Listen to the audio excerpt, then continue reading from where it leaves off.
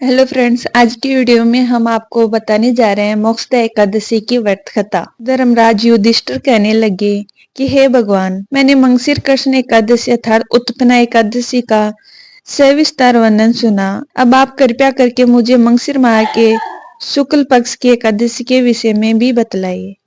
इस एकादशी का क्या नाम है तथा इसके व्रत का क्या विधान है, इसकी विधि क्या है, इसका व्रत करने से किस फल की प्राप्ति होती है, कृपया करके सब मुझे बताइए।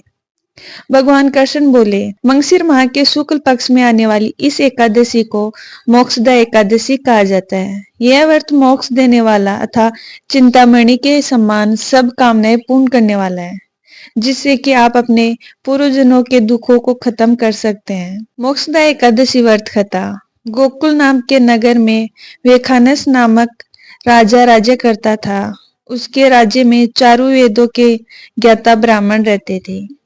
वह राजा अपनी प्रजा का पुत्रवत पालन करता था। एक बार रात्रि में राजा ने एक स्वप्न देखा कि उसके पिता नरक में हैं। उसे बड़ा आश्चर्य हुआ। प्रातः वह विद्वान ब्राह्मणों के पास गया और अपने स्वप्न सुनाया। कहा, मैंने अपने पिता को नरक में कष्ट उठाते देखा है। उन्होंने मुझसे कहा कि हे पुत्र, मैं नरक में पड़ा हूँ, यहाँ से तुम मुझे मुक्ति दिलाओ। जब से मैंने यह वचन सुने तब से मैं बहुत बेचैन हूँ, चित्त में हूँ, बड़ी अशांति हो रही है। मुझे इस राज्य, धन, पुत्र, स्त्री, हाथी, घोड़े आदि में कुछ भी सुख नहीं मिल रहा। क्या करूं? राजा ने कहा, हे ब्राह्मण देवताओं, इस दुख के कारण मेरा सारा शरीर जल रहा है। अब आप कृपया करके कोई तप, दान, व्रत आदि ऐसा कोई उपाय बताइए जिससे मेरे पिता को मुक्ति मिल जाए। उस पुत्र का जीवन व्यर्थ है जो अपने माता पिता का उद्धार ना कर सके। एक उत्तम पुत्र जो अपने माता पिता तथा पूर्वजनों का उद्धार करता है, वह 1000 मूर्ख पुत्रों से अच्छा होता है। जैसे एक चंद्रमा सारे जगत में प्रकाश कर देता है, परंतु हजारों तारे नहीं कर सकते। ब्राह्मण ने कहा, हे राजन, यहाँ पास ही भूत, भविष्य, वर्तमान के ज्ञाता पर्वत ऋषि का आश्रम है। आपकी समस्या का हल वे जरूर करेंगे। ऐसा सुनकर राजा मुनि के आश्रम पर गया। उस आश्रम में अनेक शांत चित्त योगी और मुनि तपस्या कर रहे थे। उसी जगह पर्वत मुनि बैठे थे। राजा ने मुनि को प्रणाम किया। मुनि ने राजा से संगोपांग कुशल पूछी। राजा ने कहा कि महाराज, आपकी कृपा से मेरे राज्य में सब कुशल मंगल है, लेकिन अकस्मात मेरे चित्त में अत्यंत अशांति होने लगी।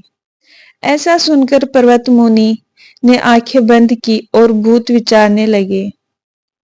फिर बोले, हे राजन, मैंने योग के बल से तुम्हारे पिता के कुकर्मों को जान लिया है। उन्होंने पूर्व जन्म में कामातुर होकर एक पत्नी को रति दी, किंतु सोत के कहने पर दूसरी पत्नी को ऋतुदान मांगने पर भी नहीं दिया। उसी पाप कर्म के कारण तुम्हारे पिता को नरक में जाना पड़ा। तब राजा ने कहा, इसका कोई उपाय बताइए। मुनि बोले, हे राजन, आप मंगशीर एकादशी का उपवास करें और उस उपवास के पुण्य को अपने पिता को संकल्प कर दे। इसके प्रभाव से आपके पिता की आवश्यक नरक से मुक्ति मिल जाएगी। मुनि के ये वचन सुनकर राजा महल में आया और मुनि के कहे अनुसार कुटुंब सहित मोक्षदा एकादशी का व्रत किया। इसके उपवास का पुण्य उसने पिता को अर्पण कर दिया। इसके प्रभाव से उसके पिता को मुक्ति मिल गई और वह स्वर्ग लोक में जाते हुए वे पुत्र से कहने लगे, हे पुत्र, तेरा कल्याण हो। यह कहकर स्वर्ग चले गए। मंगशीर मास के शुक्ल पक्ष की मोक्षदा एकादशी का जो व्रत करते हैं, उनके समस्त पाप नष्ट हो जाते हैं। इस व्रत से बढ़कर मोक्ष देने वाला और कोई व्रत नहीं। इस दिन गीता जयंती मनाई जाती है। साथ ही यह धनुर्मास की एकादशी कहलाती है। अतः इस एकादशी का महत्व कई गुना और भी बढ़ जाता है। इस दिन से गीता पाठ का अनुष्ठान प्रारंभ करें तथा प्रतिदिन थोड़ी देर गीता अवश्य पढ़ें।